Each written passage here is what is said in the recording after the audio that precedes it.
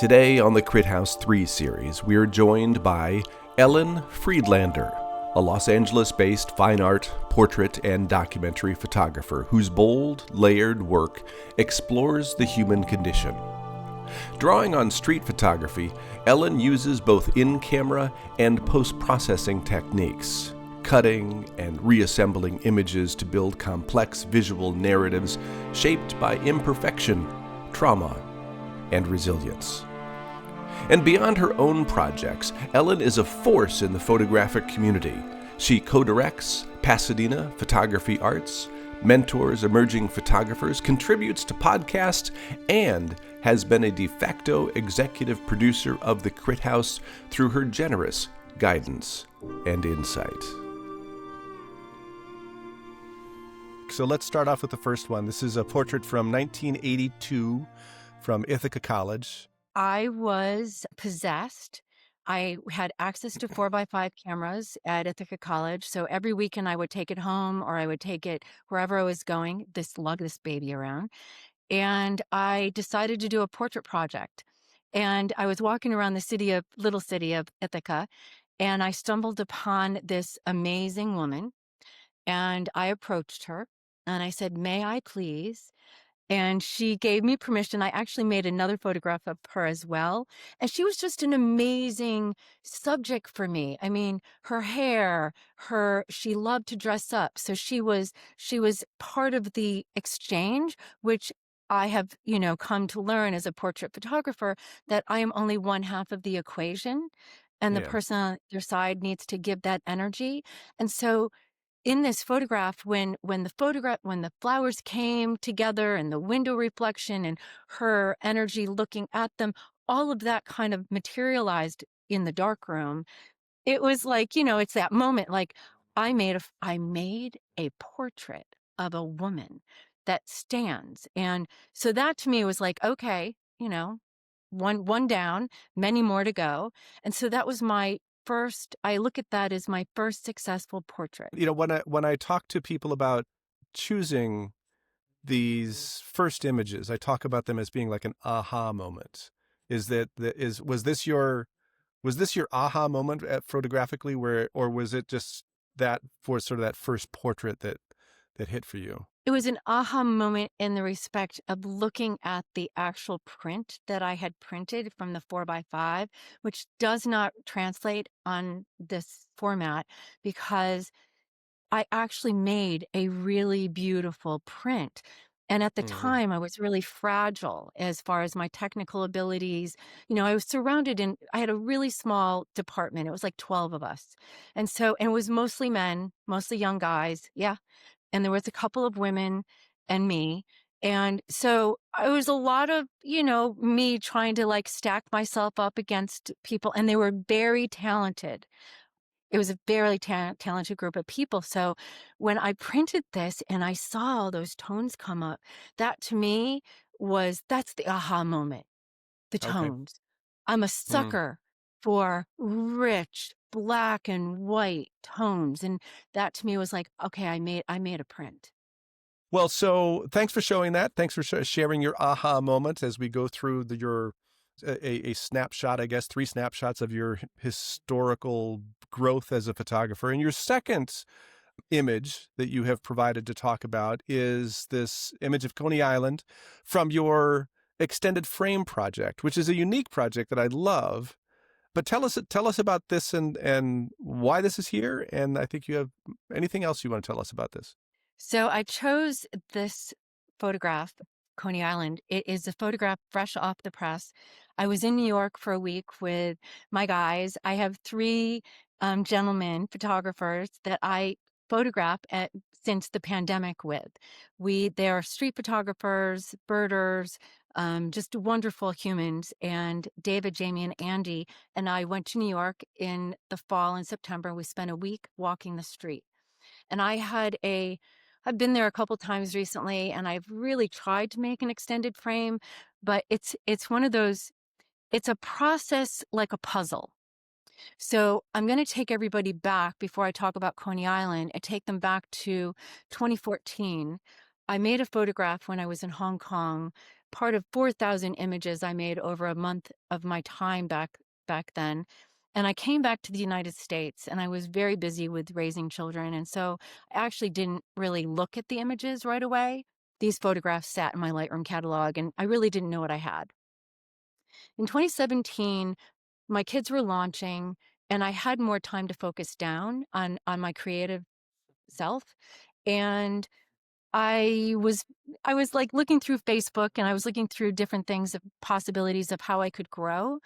And my photography professors, Monty Gerlach and Danny Guthrie, on their feed was this gentleman, James Friedman. James Friedman, I looked at his background, and he had studied under Minor White. He had studied with Imogene Cunningham. So he had a Wow. really serious pedigree. And so I reached out to him, sent him 20 photographs, one of them being Bird Market. And I shared with you, Jeff, the unedited version of Bird Yep. Market. I sent him something of that, and then I want you to share the edited version. There's a very big difference between the unedited and the edited. And so as that photograph became edited and I shared that with James, he spent an hour and a half talking about that image. And from that experience of taking that apart step by step and understanding what I had seen and how I had composed it, I was given a directive of, okay, now that you know that your eye can compose something like this, how do you go back on the street and do more? So we went through those 4,000 photographs that I had made back in 2014 and came up with like 20 that were successful. Yeah, I've been there. I it got was that now. That's my ratio. right. It was a very Yeah. humbling and very wonderful exercise, and I learned a great deal from it. And then I was given the task, okay, do something. What do you want to do? And my whole bent since I was in Ithaca was, how do I find my unique voice? And I can tell you that finding my unique voice, technically, I've been really challenged. I'm one of those really slow adapters. I'm not really good with fast moving stuff. I don't like to change my cameras. I'm just, it's not my area. So I started playing with all of my photographs that were called worthy, that were complete whole images. And I put together 2 extended frames, not knowing what they were, and I sent them to James. And in the morning, he sent, I think we got something here. And I Mm. was like, oh my God. So what was happening is I was developing something, not using Photoshop, just simply using my street photographs next to each other to create something that might feel like a real place, but actually wasn't a real place at all. And Yeah. something was really magical in that idea, but I had no idea what I was doing. And so I'm going to flash forward to Coney Island, because the task at hand is to continue to make these photographs. So I have made them I've made them in Guadalajara, I've made them many in Hong Kong, I've made a few successful ones here in Los Angeles, but I've been really working hard at making one in New York City. And so this last September, when I was with my guys and we went to Coney Island, it was the first day that we were shooting. I'd never been to Coney Island. It's not really easy to photograph there. It was a Sunday, it's September, it was morning, it wasn't busy, it didn't have a Yeah. vibe. And the fact that this photograph came together is part of the magic of allowing what we make and what we see and feel kind of come together on its own, if Yeah. that makes any sense to you at all. It absolutely does, and it's one of the it's I love this project. I love your book, Extended Frame, just because it's this isn't like a diptych or a triptych. You've created a world that doesn't exist with putting these together. And I have to tell a little side story, okay? I just came back from Photo, and we were in London, and my portfolio did not fit through the TSA machine, okay? Oh, no. So yeah. So, it's whatever. So the TSA agent he says, you got to open it all up. And it was all wrapped. So I'm unwrapping it. And then he opens up my portfolio and he didn't know it was my work. And he said, oh, wow. Now this is just a normal everyday person looking at work. And he gave me such a boost because like, wow, I like these. And, that to me is everything. I don't, Yeah. we don't make work in a vacuum. And certainly we have people that like our work, but to have a complete stranger kind of go, wow, this is cool. So, Yeah. that kind of spurs me on to want to continue to do this series. Well, we talked before we started recording. We talked a little bit about how, like, my world of photography or my photography, it goes out to other photographers, and I have such great admiration for people. I mean, because I think you do this. You put your photography, your art, out into a broader world that's not just for other photographers. And the TSA agent is like a really good example of that. Affecting somebody who doesn't, I mean, may not Yeah, know anything or much about photography. Kudos to right. you on that. Very nice. Yes. I was very excited. Your third and final image now. This third final image is intended to talk about what is big in your world now. What is moving you at this very moment? And you've provided this image from your show at the Lancaster Museum Mhm. that is beautiful. And I'm not sure how to describe it. People are seeing it. But so tell us about this one and what this means to you and why this is important to you right now in your process. We all like dream of having a museum show. And so when I got the opportunity to do a museum show, I it's wonderful. You go, "Oh my god, that's so exciting." And then catatonic fear. Catatonic fear sets in and you're like, "Oh my god, like I have to have work that's going to for me, I wanted work that would inspire." And I had a cornerstone of work and my working title was The Soul Speaks. So I had work that I had developed over the past several years, but I only had 3 or 4 images that were going to be in the show that had already been created.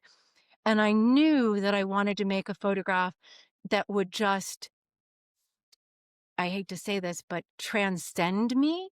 I didn't know where it was going to come from. I didn't know what it was, but I had this mission inside me to make something unknown. I box with my daughter, and Coach Dave is just a lovely human being. And so we were out boxing, and I looked at him and I said, would you be willing to sit for me? And he's like, oh, sure, I'd be willing. And I'll bring my dog. And so we did a pinhole session with him and his dog. And when we finished up, I said, okay, Coach Dave Gills, he's originally from Maryland, and he's really had a rich, very emotional life of positives and negatives. And, he encapsulates what I would say a person of substance with emotional cavities that can be expressed. So I said to him, could you please, maybe you walk for me. And as you walk, you feel your past, you feel something that emotional in you that you want to share. And so as we made these images, he would have different things that he would bring up and forward. And so I just made several different images. He left. I had no idea what I was doing or what I was capturing. And similar to how I do the extended frame, I started to play with individual photographs and I started to play with the color of the individual photographs. Hmm. Then I blew them up and I printed them and I sliced them up. And as I sliced them up on my floor and made a puzzle and I kept moving them around, all of a sudden I started to see a story develop because my show, The Soul Speaks, it's all about processing. It's all about how each and every one of us are uniquely ourselves. And the goal is to take this tiny little infant that we were And as we grow, we ultimately become the very best version of ourselves, we hope. And in making this photograph, I feel it's the beginning of a journey that I'm taking. This is the type of work I would like to see if I can do more of. Take this direction of people walking and processing Hmm. and sharing. That's how this photograph came to be. I love it. Well, first of all, the thing I like about it is like following you through from Ithaca College to the extended frame and to this one, because there's a line, especially between the extended frame where you're bringing other images together and so that they have a story to them. And that's exactly what you've done here. I mean, I'm sure it's a different process, but it's, I mean, there's an element of the extended frame that is in this image from the Lancaster show. Very much so. And so one of the most going back to having your work viewed by strangers in a museum is a really interesting place to show your work because Yeah. yes, people could buy it, but more so, especially the Museum of Art and History in Lancaster, everyday people walk in to that museum. And I went many times and I had these amazing conversations with people who said they're not, that they were not artists. But when I got a little deeper into the conversation, they love to cook or they love to do, Yeah. gardening or Yeah. they love to do and yes, they were creative. But one day in particular, there was a young woman standing in front of my photograph and sketching. And I said, Oh, would you like to, I'd like to introduce myself. I made that piece. And she shared with me that this was her favorite piece in the entire museum, which I can tell you wow. I cried. And then she shared that she had a assignment from school that she had to write about it. And I said that I would help her. So we had a lovely exchange. And then she shared the piece that she wrote. And then I learned that, she deals with an emotional issues. And my piece spoke to her on that level. Well, well. It was very, and I guess that's why we make art. How cool is that to get to the point where you've affected somebody in that way and to have the opportunity to interact with that person as well? So It was nice. amazing. Fun, Ellen Friedlander. Thank you. We have one more question. Okay. The last question I ask is similar to Iberian X, who he asks people about a photographer that people should know, but this is more about the photograph. Is there a photograph that exists in the world from a photographer that you think people should know more about and be aware of? Well, I don't know the name of the photograph, but the photographer is Catherine Just. And it's a photograph that she has. There's a heart, and it's really just her midriff, and it's a line, and it's a thread. I just recently met her this past year, and I just saw her work in person at Perry Photo at a pop-up. Very nice. All right. Well, thanks for sharing it. And perhaps we'll have the opportunity to talk to Catherine as well. Oh, I'm Ellen sure. Friedlander, it is always a pleasure to talk to you. Thanks for coming back on the Crit House, my executive producer. Yay.